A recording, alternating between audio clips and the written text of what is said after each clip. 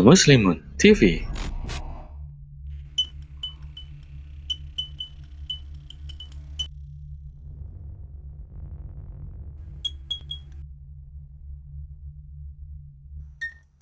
Bismillah. Assalamualaikum warahmatullahi wabarakatuh. Alhamdulillah allafa baina qulubina fa asbahna bi ni'mati ikhwana.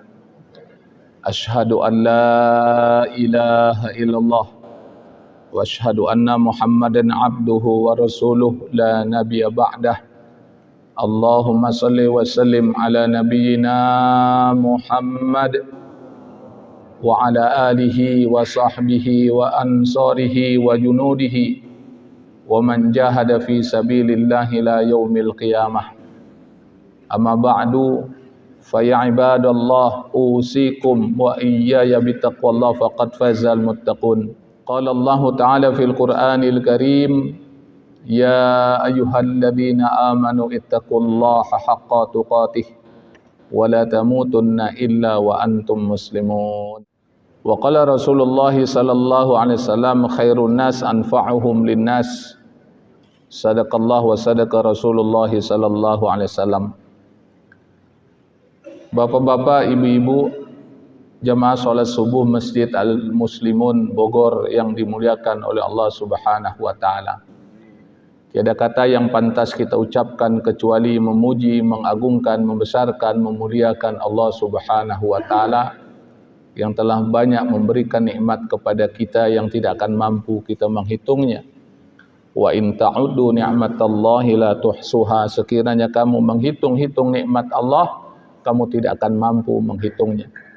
Salawat beriring salam semoga tercurah selalu untuk Rasulullah sallallahu alaihi wasallam beserta keluarganya, sahabatnya dan umatnya yang tetap istiqomah dalam iman dan Islam.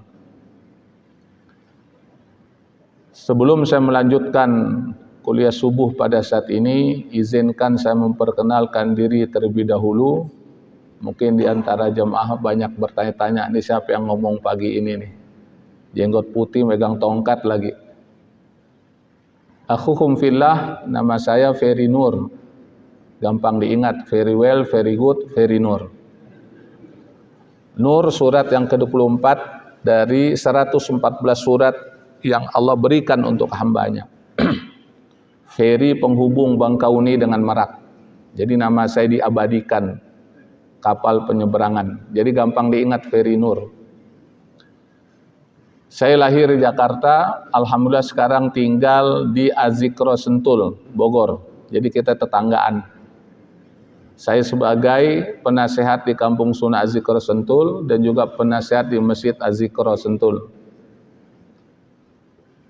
Selain itu, saya sebagai pembina KISPA, Komite Indonesia untuk Solidaritas Palestina, suatu lembaga yang kelahirannya dimotori oleh Majelis Ulama Indonesia pada saat itu tahun 2002 di Masjid Istiqlal, karena kantor MUI saat itu di Istiqlal. Saya adalah salah seorang yang ikut dalam misi Freedom Flotilla yang membawa bantuan dari Istanbul, Turki untuk rakyat Gaza dengan kapal Mavi Marmara tahun 2010. Mungkin bapak-bapak masih ingat suatu peristiwa yang sangat bersejarah khususnya buat diri saya sendiri ketika para relawan di kapal tersebut disandera oleh pasukan Zionis Israel. Dan saya termasuk salah seorang relawan yang diracun oleh Zionis Israel. Alhamdulillah dengan izin Allah, berkat doa kaum muslimin rakyat Indonesia, saya diberikan kesehatan, panjang umur, dan buktinya saat ini bisa berbicara di Masjid Al-Muslimun. Jemaah yang dimuliakan oleh Allah Subhanahu wa taala, saya mengingatkan diri saya sendiri dan juga kepada jemaah yang berbahagia, marilah kita perpanjang niat iktikaf kita di masjid. Insyaallah nanti sampai isyraq, kemudian kita nanti salat isyraq 2 rakaat yang fadilahnya, keutamanya adalah seperti orang haji umrah tamam sempurna. Jadi ketika kita duduk, perbanyaklah niat kebaikan. Jadi niat itikaf karena Allah Subhanahu wa taala, niat menuntut ilmu karena Allah Subhanahu wa taala, karena kajian subuh itu termasuk menuntut ilmu. Rasulullah SAW bersabda, man kharaja fi talabil ilmi fahuwa fi sabilillah hatta yarji'a. Barang siapa yang keluar dari rumahnya untuk menuntut ilmu, maka dia mendapat. Man kharaja fi talabil ilmi fahuwa fi sabilillah hatta yarji'a. Maka dia berada di jalan Allah sampai dia kembali pulang. Jadi bapak-bapak, ibu-ibu, selama ngikutin kajian ini, nilainya fisabilillah. Karena nilai fisabilillah, maka tanamkan niat ikhlas karena Allah dan harus serius. Karena orang yang fisabilillah harus serius. Dia nggak boleh berleha-leha, dia nggak boleh bermain-main, dia harus serius. Kemudian tanamkan niat kita silaturahim. Dan tanamkan niat-niat kebaikan yang lainnya. Niat berzikir, kemudian niat mencari ridha Allah Subhanahu wa taala, sehingga sekali duduk kita akan mendapatkan pahala yang begitu banyak. Itu menunjukkan kita orang yang punya ilmu. Jamaah yang dimuliakan oleh Allah Subhanahu wa taala, pada saat ini kita akan membahas, mengkaji dengan tema sebagaimana disampaikan oleh pengurus, hikmah peristiwa gempa yang terjadi di Turki, yang dampaknya sampai ke Suriah, ke Libanon, dan beberapa negara Arab lainnya. Kenapa ini perlu kita bahas? Kenapa ini perlu kita kaji? Karena memang kejadian yang terjadi di Turki itu banyak sekali memberikan pelajaran. Bukan saja bagi rakyat Turki, tapi bagi masyarakat seluruh dunia, termasuk kita. Jemaah yang dimuliakan oleh Allah Subhanahu wa taala, gempa yang terjadi di Turki itu pada hari Senin, tanggal 6 Februari tahun 2003. Belum satu pekan.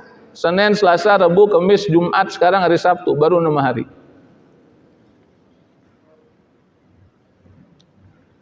Dan peristiwa itu terjadi, kalau boleh dikatakan waktu sahur, sekitar jam 4 pagi dini hari.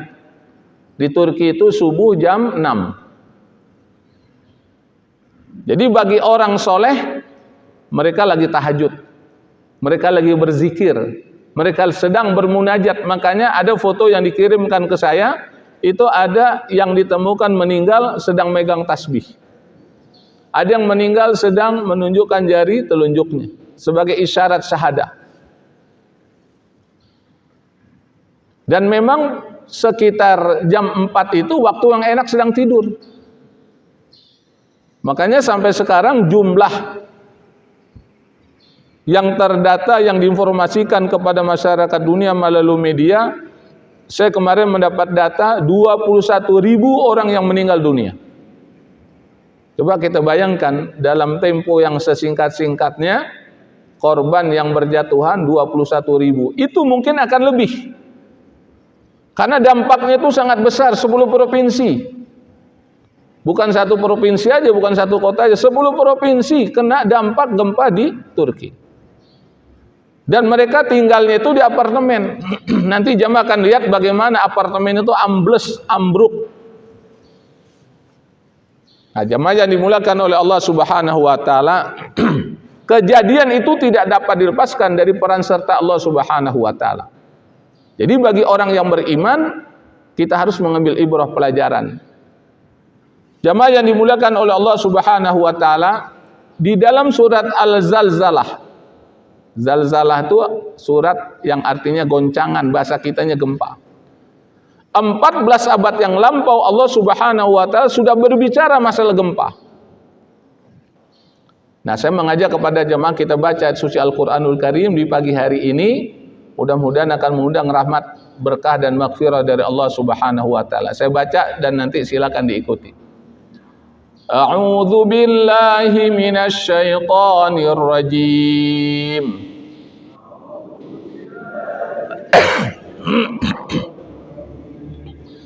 Bismillahirrahmanirrahim.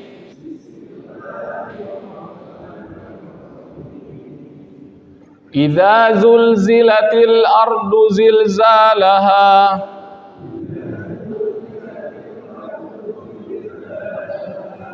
wa akhrajatil ardu athqalaha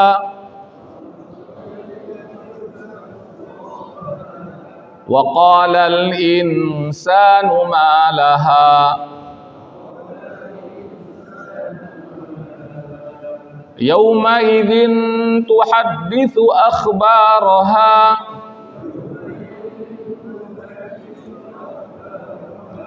bi anna rabbaka awha laha Yawma idzin yasdurun nasu ashtatan liyuraw a'malahum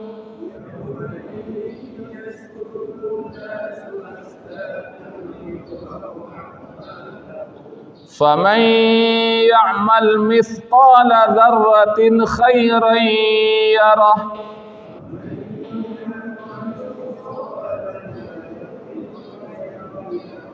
wa man ya'mal mithqala dzarratin syarran yarah.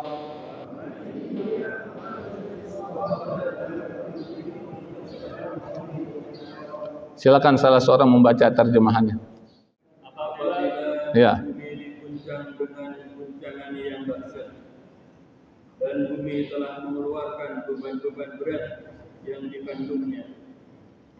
Dan manusia bertanya, apa yang terjadi pada bumi ini? Pada hari itu bumi menyampaikan beritanya, karena sesungguhnya Tuhanmu telah memerintahkan yang demikian itu padanya. Pada hari itu manusia keluar dari kuburnya dalam keadaan berkelompok-kelompok untuk diperlihatkan kepada mereka balasan semua perbuatannya. Maka barang siapa mengerjakan kebaikan seberat zarah, niscaya dia akan melihat balasannya. Dan barang siapa mengerjakan kejahatan seberat zarah, niscaya dia akan melihat balasannya. Terima kasih. Sengaja saya mengajak kita baca suci Al-Quranul Karim. Kenapa demikian? Karena kita ingin sebelum matahari terbit, burung-burung berkicau, lisan kita udah baca Al-Quranul Karim. Mungkin tadi dari rumah belum megang Quran, belum baca Quran. Alhamdulillah di masjid kita baca Al-Quranul Karim. Yang berikutnya lagi Rasulullah SAW pernah menjelaskan dalam satu riwayat, ketahuilah alif lam mim itu bukan satu huruf. Alif satu huruf, lam satu huruf, mim satu huruf. Setiap huruf dibalas dengan 10 kebaikan. Jadi ketika seorang membaca alif lam mim 3 huruf kali 10 berapa? 30 kebaikan. Dia baca bismillahirrahmanirrahim 19 huruf kali 10 190 kebaikan. Kita baca surat Al-Zalzalah tadi berapa huruf? Hitung aja sendiri. Kali 10 kebaikan. Coba kita bayangkan betapa kasih sayangnya Allah Subhanahu wa taala dengan kita baca Al-Qur'an, kita sudah diberikan kebaikan dari Allah, Rabb pemilik pengatur penguasa alam semesta. Kalau kebaikan itu dominan, maka kita akan percaya diri. Buktinya jamaah bisa datang ke masjid, bisa hadir sholat berjamaah. Kenapa? Dominan kebaikannya. Coba yang dominan adalah keburukan, aib dibuka oleh Allah Subhanahu wa taala. Jangankan ke masjid, keluar rumah dia tidak akan mau. Jangankan keluar rumah, keluar kamar pun juga nggak berani. Disebut namanya dia akan marah. Kenapa? Aibnya udah dibuka oleh Allah Subhanahu wa taala. Makanya kita ingin banyak kebaikan dari Allah Subhanahu wa taala. Salah satunya adalah kita membaca Al-Qur'anul Karim, kita datang ke masjid, sholat berjamaah, kita berinfak, kita bersedekah, kita melakukan kebaikan-kebaikan. Allah akan berikan kebaikan kepada hamba tersebut. Dari ayat yang kita baca ini kita mendapatkan hikmah bahwa Al-Quran itu adalah firman Allah yang mulia, yang agung. Sebab sebelum terjadi gempa bumi di Turki, dengar nggak jemaah Al-Quran dibakar? Di mana? Swedia. Mereka benci, 4 kata orang Jakarta bilang. Bahkan dia ingin punya program tiap pekan dia akan bakar tuh Al-Quran. Ketika ada orang yang bersikap semacam itu, berkelakuan semacam itu, dengan adanya gempa membuktikan kebenaran firman Allah Subhanahu wa taala. Membuktikan keagungan firman Allah Subhanahu wa taala. Jadi kalau orang baca surat Al-Zalzalah, maka ketika terjadi gempa, membuktikan kebenaran firman Allah Subhanahu wa taala. Padahal ayat ini sudah berbicara 14 abad yang lampau. 14 abad yang lampau, 1400 tahun yang lalu. Maka bagi orang beriman yang namanya gempa bumi itu adalah membuktikan kebenaran firman Allah. Sebelum terjadi gempa di Turki, terjadi gempa di Cianjur. Setelah terjadi gempa di Turki, terjadi gempa di Irian Jaya, di Papua. Betul nggak? Besok-besok akan terjadi gempa. Apatah lagi Rasulullah SAW pernah menjelaskan, nanti tanda akhir zaman dunia akan kiamat itu akan banyak terjadi gempa. Makanya inilah pentingnya kita mengaji. Inilah pentingnya kita baca Al-Quran. Dengan mengetahui Allah sudah berfirman di dalam Al-Quran, idza zulzilatil ardu zilzalaha, apabila bumi digoncangkan dengan goncangan yang dahsyat, dan bumi telah mengeluarkan beban-beban berat yang dikandungnya, dan manusia bertanya, apa yang terjadi pada bumi ini? Kenapa ini bisa terjadi? Ada apa ini? Banyak manusia bertanya. Padahal itu menunjukkan kebenaran dari firman Allah Subhanahu wa taala. Bagi orang yang beriman, bagi umat Nabi Muhammad SAW, jangan ada keraguan sedikit pun terhadap kebenaran Al-Qur'anul Karim. Jadi ini membuktikan mukjizat dari Al-Qur'anul Karim. Jadi Al-Qur'an itu mukjizat yang dapat dirasakan oleh manusia hingga akhir zaman. Para nabi terdahulu dia punya mukjizat.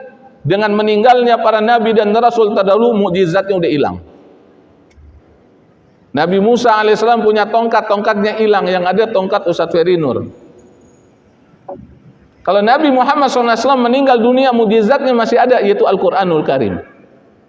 Buktinya apa? Al-Quran ini mukjizat.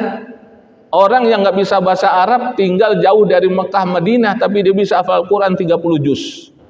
Anak-anak umur 6 tahun bisa dihafal Al-Quran 30 juz.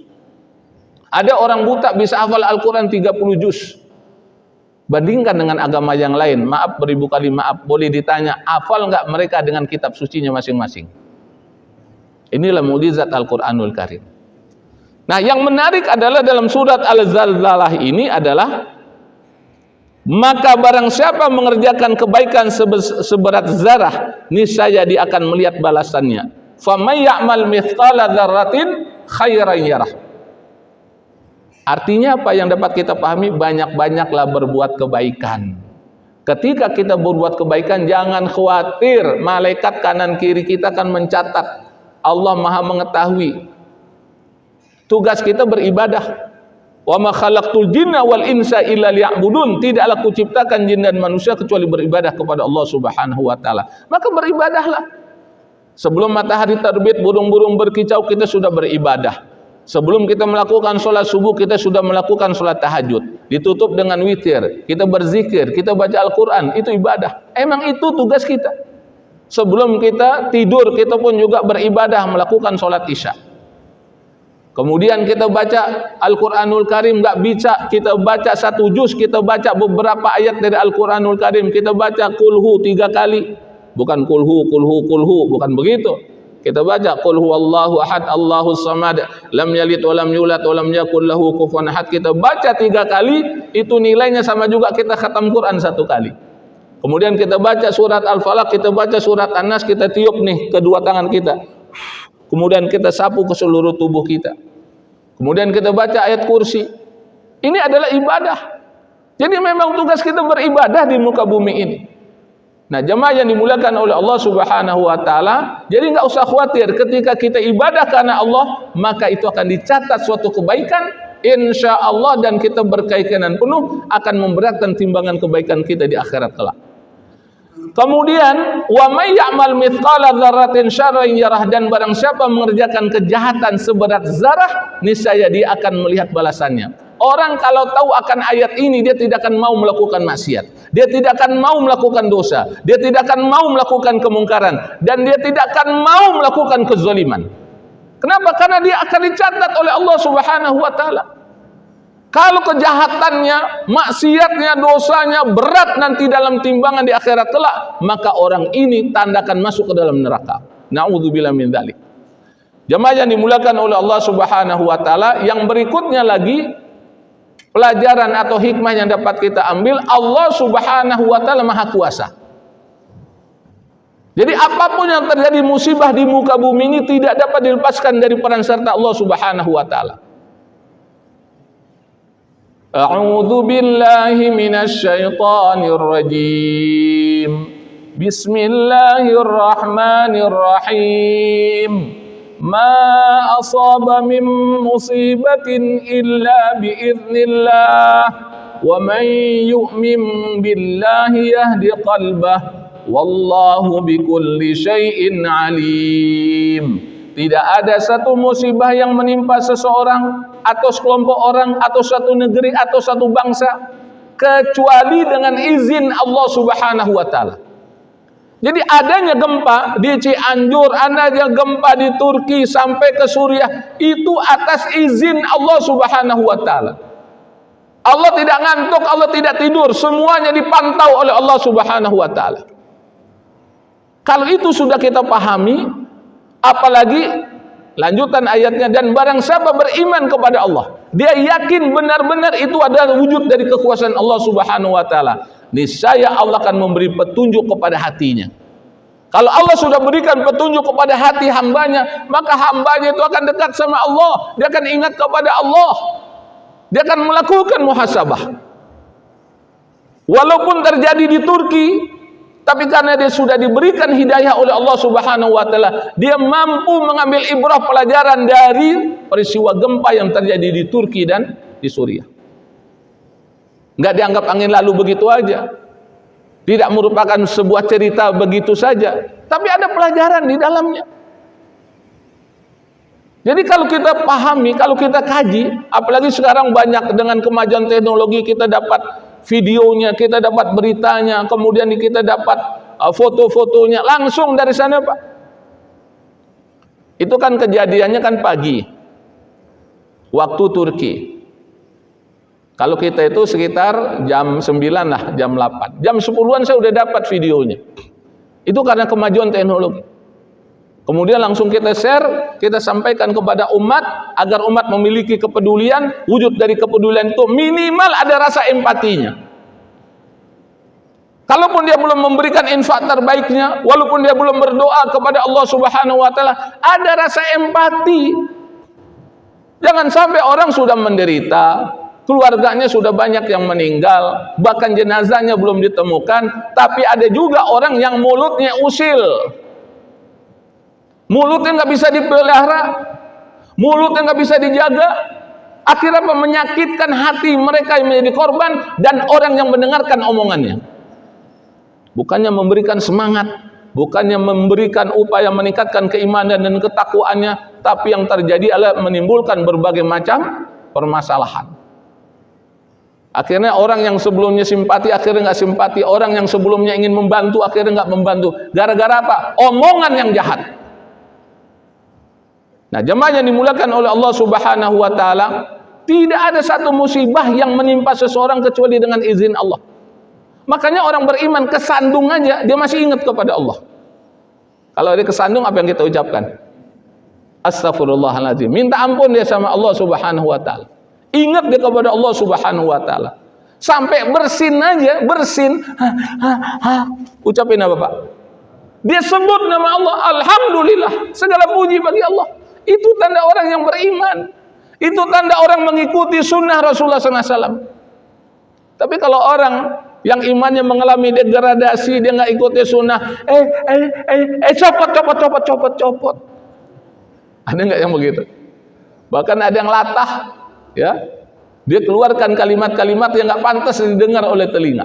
Makanya kenapa kita harus membiasakan berzikir kepada Allah ketika kita dalam keadaan kritis, ketika kita dalam keadaan musibah, kita ingat kepada Allah Subhanahu wa taala. Jadi dari ayat ini menunjukkan Allah itu Maha Kuasa. Silakan lihat dalam surat Al-Mulk, ayat yang pertama Allah Subhanahu wa taala berfirman, Tabarakalladzi biyadihil mulk wa huwa ala kulli syai'in qadir. Maha suci Allah yang di tangannya segala kekuasaan. Tabarakalladzi biyadihil mulk wa huwa ala kulli syai'in qadir, dan Allah Maha Kuasa atas segala sesuatu. Jadi bagi orang beriman, ketika ada musibah, ini dari Allah, menunjukkan kekuasaan Allah. Sehebat apapun manusia, secanggih apapun ilmu pengetahuannya, ketika datang musibah, dia nggak bisa menolak. Buktinya di Turki. Apa sih kurangnya Turki, Pak? Secara ilmu pengetahuan mereka lebih hebat dari kita. Kita harus akui secara jujur. Dan masyarakatnya berpendidikan. Apatah lagi Turki pernah berkuasa di dunia ini hampir 6 abad. Waktu Turki Utsmani. Bahkan dia menjalin hubungan dengan berbagai macam suku bangsa, termasuk dengan bangsa Aceh. Ini kalau kita lihat sejarah. Tapi ketika datang gempa, maka terjadilah gempa. Mereka tidak dapat menolak. Buktinya 21.000 orang meninggal dunia. Belum lagi yang luka-luka. Belum lagi yang ditemukan. Ini ada rahasianya dari Allah Subhanahu wa ta'ala. Yang pertama kita menegaskan ini adalah kekuasaan Allah. Maka jangan kita kait-kaitkan dengan unsur khurafat. Jangan kita kait-kaitkan dengan unsur-unsur tahayul.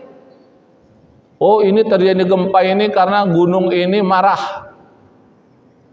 Itu jangan sampai terjadi. Oh, karena batu besar ini dia marah. Karena ini pohon yang besar ini marah. Apalagi sekarang itu di sosial media, ini karena apa? Ada alat canggih katanya Amerika punya bisa mengatur gempa. Ya. Maaf, beribu kali maaf, ini kadang-kadang begini cocokologi, ini dicocok-cocokin aja. Makanya yang aman adalah kita ikuti secara iman. Ini ada kekuasaan Allah, ambil pelajaran dan hikmahnya. Sebab secara logika kalau ini gempa dapat diatur, masa 10 provinsi bisa gempa dalam waktu yang bersamaan. Dan dampaknya itu bukan di Turki aja, sampai ke Suriah, sampai ke Libanon, sampai ke Palestina. Nah, di sini kita harus cerdas. Nah, wujud dari kecerdasan itu adalah kita mendekatkan diri kepada Allah Subhanahu wa taala. Jadi pelajaran hikmah yang kedua, menegaskan kekuasaan Allah Subhanahu wa taala.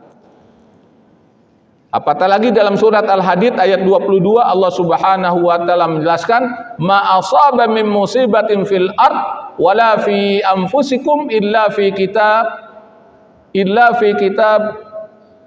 min qabl an nabra'aha inna dzalika 'ala Allahi yasir.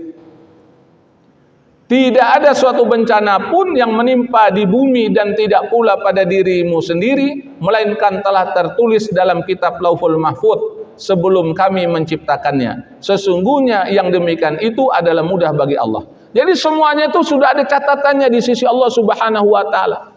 Sudah tercatat. Bahkan sebelum kita dilahirkan sudah tercatat. Ini akan terjadi gempa di sini tanggal sekian, jam sekian. Itu sudah dijelaskan oleh Allah. Makanya tinggal kita mengimani dari takdir. Baik takdir baik maupun takdir buruk. Itu kan termasuk rukun iman. Bukan sekedar kita percaya sama Allah. Bukan sekedar percaya kepada malaikat-malaikatnya. Bukan sekedar percaya kepada kitab sucinya. Bukan sekedar percaya kepada Nabi dan Rasulnya. Dalam rukun iman yang wajib kita ketahui adalah kita beriman kepada takdir baik dan takdir buruk. Makanya ketika seorang mendapatkan musibah, kalimat yang keluar pertama dari lisannya apa? Kalimat istirja. Itu menunjukkan keimanan seorang muslim. Itu menunjukkan dia beriman kepada Allah. Apa kalimat istirja? Inna lillahi wa inna ilaihi raji'un. Alladzina idza asabathum musibatun qalu inna lillahi wa inna ilaihi raji'un. Ulaika alaihim salawatum mir rabbihim wa rahmah wa ulaika humul muhtadun. Dalam surat Al-Baqarah Allah firmankan semacam itu. Orang ketika dia mendapatkan musibah, inna lillahi wa inna ilaihi raji'un. Kita ini dari Allah dan akan kembali kepada Allah. Dan kalimat ini bukan sekedar kita baca kalau ada pengumuman orang yang meninggal. Bukan sekedar itu. Pak, udah dengar belum pagi ini ada berita duka? Berita apa? Si fulan meninggal dunia. Inna lillahi wa inna ilaihi raji'un. Benar, nggak salah. Tapi ketahuilah, bahwa ucapan itu bukan hanya ketika kita mendengar ada berita kematian.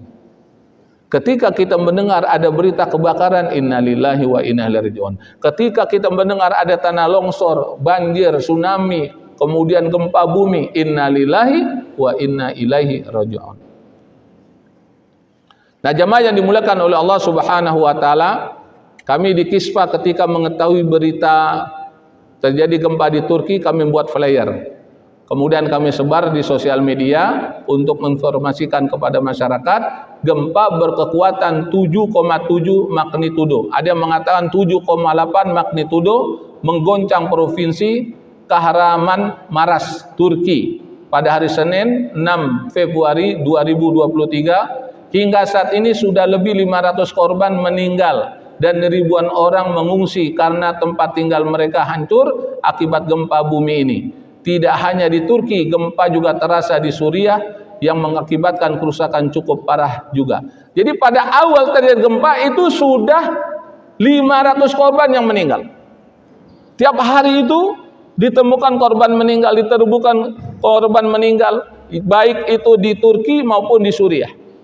Nah, kemarin sebagaimana saya informasikan di awal, jumlah korban itu sudah sampai 21.000 orang. Dan saya berkeyakinan ini akan bertambah. Kenapa? Karena siang malam para relawan saat ini sedang mencari mereka yang masih berada di bawah puing-puing runtuhan. Makanya melalui majlis ini kita doakan mudah-mudahan para relawannya diberikan kesehatan oleh Allah Subhanahu wa taala, diberikan kekuatan oleh Allah Subhanahu wa taala. Mereka yang masih berada di bawah puing-puing diberikan keselamatan oleh Allah Subhanahu wa taala, yang sakit disembuhkan oleh Allah Subhanahu wa taala, diangkat penyakitnya oleh Allah Subhanahu wa taala, yang mengalami musibah diberikan kesabaran oleh Allah Subhanahu wa taala. Semuanya dalam berkah dan rahmat Allah Subhanahu wa taala, termasuk kita. Jadi kita banyak-banyak berdoa, apalagi doa seorang muslim kepada muslim yang lainnya mustajab di sisi Allah Subhanahu wa taala. Kemarin alhamdulillah diserukan kepada masjid-masjid untuk melakukan sholat gaib. Saya kemarin ngisi di Masjid Baitul Salam PLN, itu kita lakukan sholat gaib. Setelah sholat gaib kita penggalangan dana. Wallahu alam, di sini kemarin sholat gaib enggak? Enggak. Nah, mudah-mudahan nanti bisa dilakukan waktu zuhur boleh, waktu asar boleh, sebagai wujud dari ukhuwah kita, ya. Dan itu bagian dari sunnah. Kenapa kita nggak bisa sholat jenazah di sana? Karena terhalang oleh samudera yang begitu luas, terhalang dengan jarak yang begitu jauh. Nah, jemaah yang dimuliakan oleh Allah Subhanahu wa taala, jadi gempa dengan berkekuatan ada yang mengatakan 7,7, ada yang mengatakan 7,8, ya. Skala Richter atau magnitudo. Ini pusat gempanya yang warna kuning itu di Gaziantep. Gaziantep ini adalah wilayah berbatasan dengan Turki bagian utara, yaitu dengan Aleppo. Itu ada daerah disebut dengan Adana, Malatya, Kaisen, ya. Kemudian ada Aleppo. Ini pusat gempanya nih.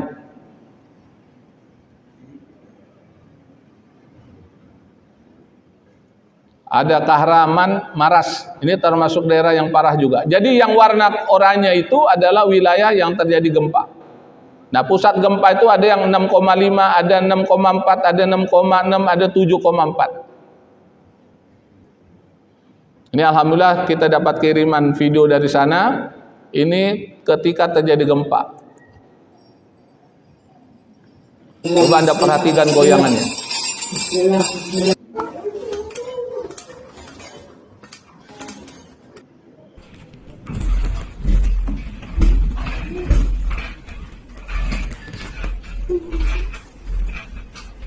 Dan ini terjadi dalam hitungan menit, bukan detik lagi, menit, sekitar 2 menit.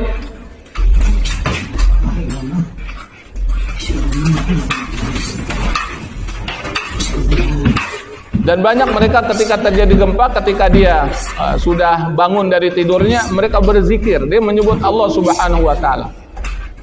Apalagi yang sedang melakukan sholat tahajud. Apalagi yang setelah melakukan sholat tahajud, biasanya kan berzikir, ya.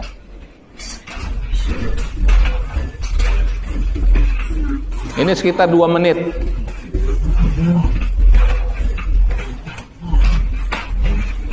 Lihat goyangannya.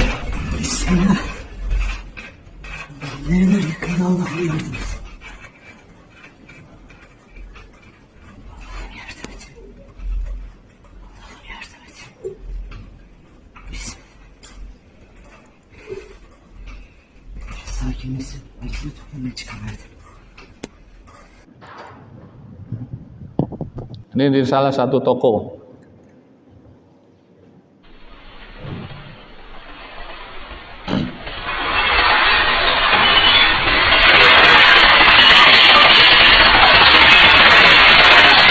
Coba lihat bagian kiri atas. Itu jamnya tuh. Jam 4:20 detik. Itu terus bergerak detiknya.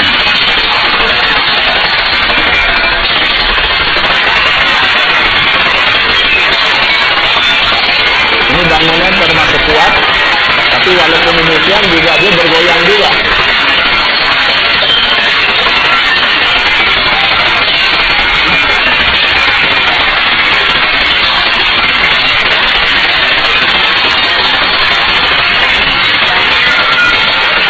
Jam 4:21.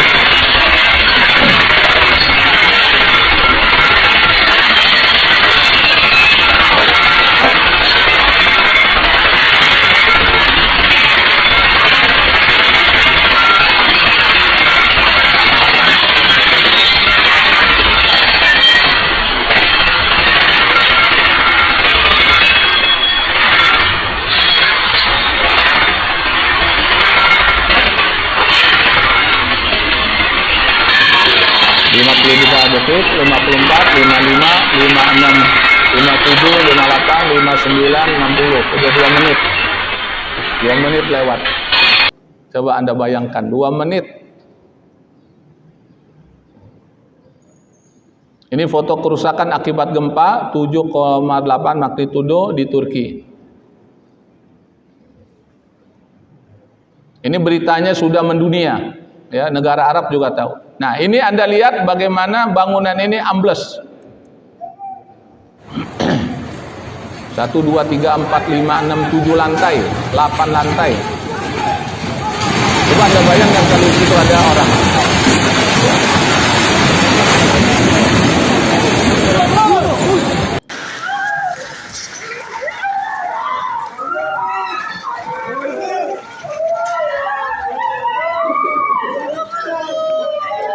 Ini yang terdokumentasikan, banyak kasus semacam ini. Jadi ambles, apartemen tempat tinggal mereka tuh ambles.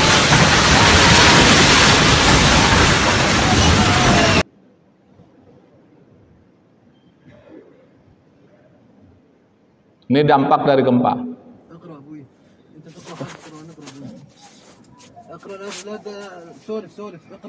Makanya banyak jatuh korban demikian, sampai tertimbun. Yang ajaibnya lagi adalah sudah berhari-hari, alhamdulillah Allah berikan keajaiban, mereka ada yang banyak masih hidup. Anak-anak yang baru lahir beberapa hari, alhamdulillah hidup. Ibunya meninggal, anaknya masih hidup. Jadi pelajaran hikmah yang dapat kita ambil menunjukkan kekuasaan Allah Subhanahu wa taala. Jadi menghidupkan, mematikan itu Allah Subhanahu wa taala.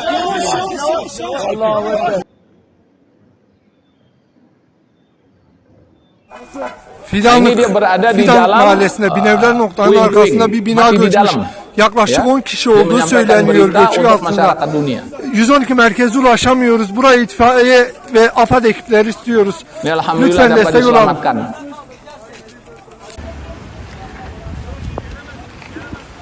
Jadi anak-anak juga banyak yang meninggal dunia, kan sedih kita. Coba bayangkan kalau itu anak kita, cucu kita. Nah, makanya rasa empati itu harus dimunculkan. Apalagi kita sebagai seorang muslim diikat dengan ikatan iman. جماعة المصيبة كبيرة، لازم آليات المدنيين تتحرك، آليات الفصائل تتحرك، آليات الناس كلها تتحرك. Jadi ketika mereka dapat menyelamatkan, dia tidak lupa dengan Allah. Dia mengucapkan kalimat takbir, Allahu Akbar, Allahu Akbar, Allahu Akbar. Mereka terharu. تجري ترفع الانقاض سيارات الاسعاف الدفاع المدني Itu kita lihat di latar belakangnya bangunan yang hancur. حي كامل حي باكمل واقع على الارض هون في مدينه ترمانين او في بلده ترمانين زلزال ما شهد مثل الشمال السوري من مئات السنين. المفروض نستنفر كلها. Ini ketika dia akan membantu, nggak taunya ada reruntuhan dari bangunan yang mereka mencari masyarakat yang masih terkurung di dalam reruntuhan. Jadi gempa susulan pun juga terjadi. Ini mereka kerja siang malam dari berbagai macam negara.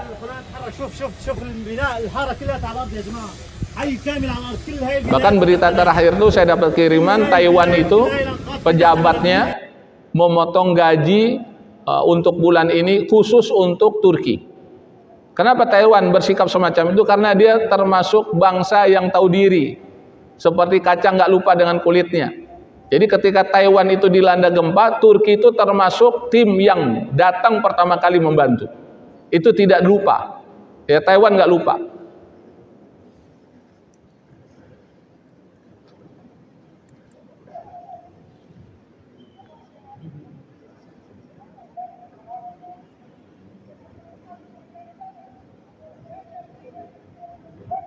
Sebenarnya Indonesia bisa kirim dengan cepat. Kenapa? Karena kita berhutang budi sama bangsa Turki. Kenapa saya katakan berhutang budi? Ketika terjadi tsunami tahun 2004 di bulan Desember, 11 hari kemudian Erdogan datang ke Aceh memberikan bantuan. Erdogan pada saat itu sudah jadi pemimpin di Turki. Dia datang ke sana. Dia dengan pesawatnya, dia datang ke Turki memberikan bantuan. Dan itu ada dokumennya. Ini mereka mencari korban siang malam. Emang capek, Pak. Kalau jadi relawan tuh emang begini.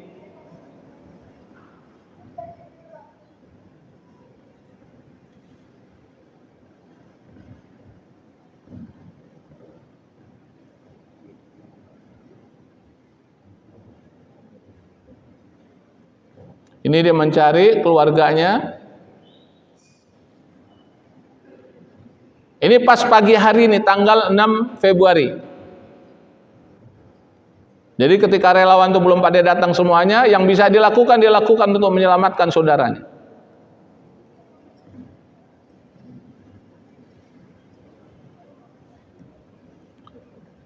Ini ketika awal pagi terjadi gempa. Nah, ini perlu saya sampaikan kepada jamaah, kita punya handphone, manfaatkan handphone ini untuk perjuangan.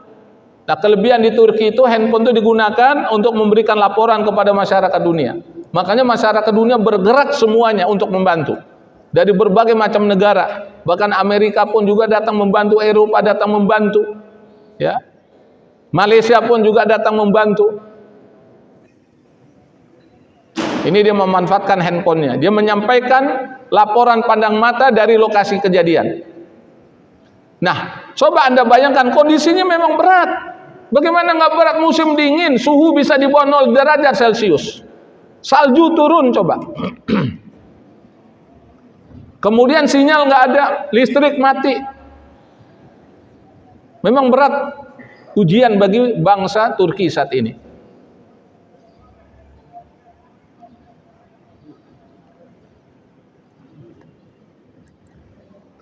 Ini kita lihat bagaimana reruntuhan bangunan akibat gempa.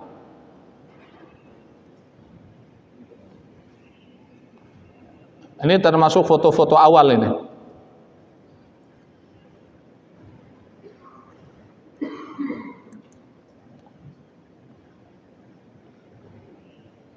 Jadi ini ujian dari Allah Subhanahu wa taala untuk meningkatkan kualitas seorang muslim atau sekelompok muslim atau negara muslim.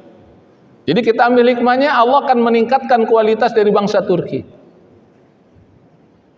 Asalkan bersabar, asalkan mendekatkan diri kepada Allah Subhanahu wa taala.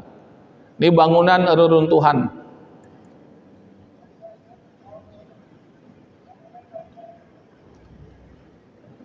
Makanya sampai saat ini ada yang belum ditemukan dari bawah runtuhan. Makanya kenapa kita memperbanyak doa, mudah-mudahan Allah memberikan bantuan pertolongan kepada mereka. Ini kita lewatkan. Ini mereka langsung kerja. Hebatnya Turki itu tim relawannya langsung bergerak. Ambulannya bergerak, blambirnya langsung bergerak, semuanya bergerak. Tapi karena medannya begitu luas, begitu parah, memang agak berat, ya. Nah, ini saya informasikan juga, ini asrama putri di Maras, 6 santri dan 1 abla wafat, semoga syahid. Ini adalah lembaga tahfidz Sulaimaniyah, ya, yang di Turki. Jadi asramanya pun juga kena. Bahkan ada yang meninggal dunia. Abla ini ustazahnya meninggal dunia, 6 santri yang sedang menghafal Al-Quran meninggal dunia. Makanya di awal saya katakan hati-hati kita punya omongan, jangan sampai menyakitkan hati saudara kita. Jadi yang meninggal itu banyak juga orang-orang soleh, apalagi mereka sedang tidur, mereka sedang istirahat. Ini santri Sulaimaniyah dari Indonesia. Bapak Ibu kita tercinta, kita di sini memberikan laporan bahwa mereka selamat dan tempatnya pesantrennya juga, ponpesnya juga selamat di sana. Kita di sini sekarang sedang menunggu doa-doa kalian semua.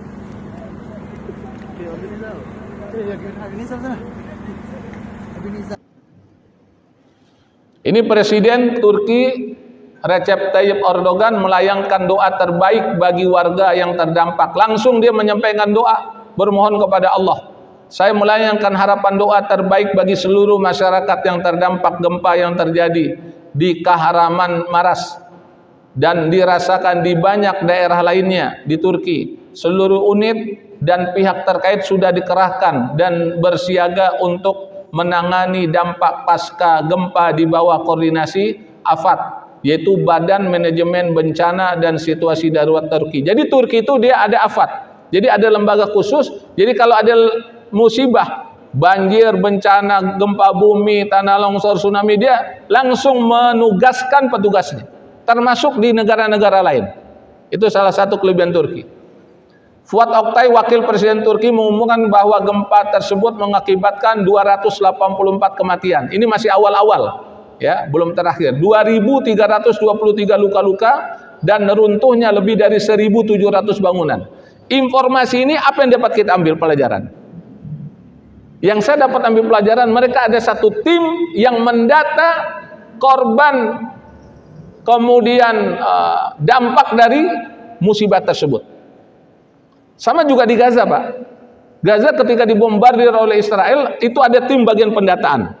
Yang korban berapa orang, laki berapa orang, perempuan berapa orang, anak-anak berapa orang, dewasa berapa orang, masjid yang hancur akibat bom Israel berapa orang, rumah sakit berapa orang. Jadi ketika relawan datang ke sana bawa bantuan, dia sedang apa?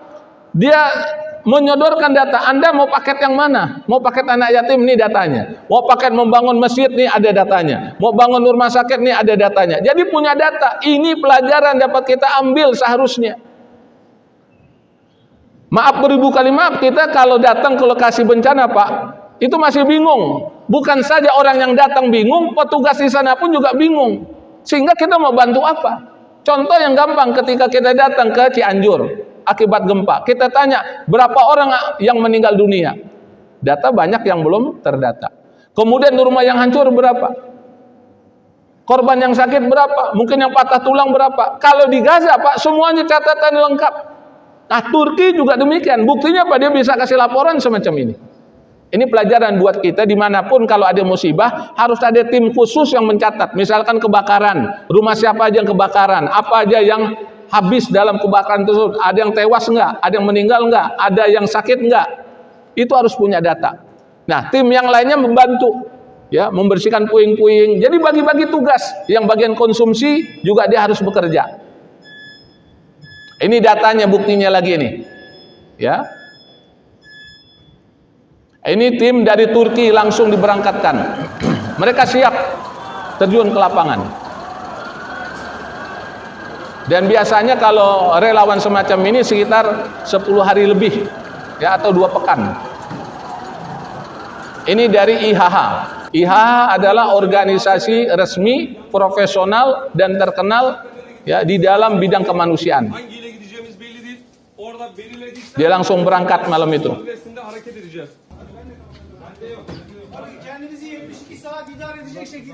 Ini kerajaan Malaysia langsung membuat surat untuk pemberangkatan relawan mereka. Ini langsung negara, langsung kerajaan yang bertindak. Nah, jamaah yang dimuliakan oleh Allah Subhanahu wa taala, sebagai akhir dari pertemuan kita, ISPA menyampaikan flyer untuk kepedulian bagi kita memberikan infak terbaiknya. Silakan disalurkan bantuan terbaik Anda untuk para korban gempa, yaitu Bank Muamalat Indonesia kode wilayah 147, nomor rekeningnya 438 0000 0-nya 4 kali 923 atas nama Nurdin. Mudah-mudahan pertemuan kita mendapat redha dari Allah Subhanahu wa taala, mengundang rahmat dan ampunan dari Allah serta berkahnya. Rabbana taqabbal minna innaka antas samiul alim wa tub alaina innaka antat tawwabur rahim. Allahumma ighfir li ummati sayyidina Muhammad, Allahumma arham ummati sayyidina Muhammad, Allahumma jubur ummati sayyidina Muhammad, Allahumma fat ummati sayyidina Muhammad, Allahumma afi ummati sayyidina Muhammad, Allahumma mansur ummati sayyidina Muhammad, Allahumma mansur ikhwanana wal mujahidin fi Gaza, Palestina wal Quds wa Suriah wa Mesir wa Libya wal Yaman wa Iraq wa Afghan wa Rohingya wa Uighur wa Turki.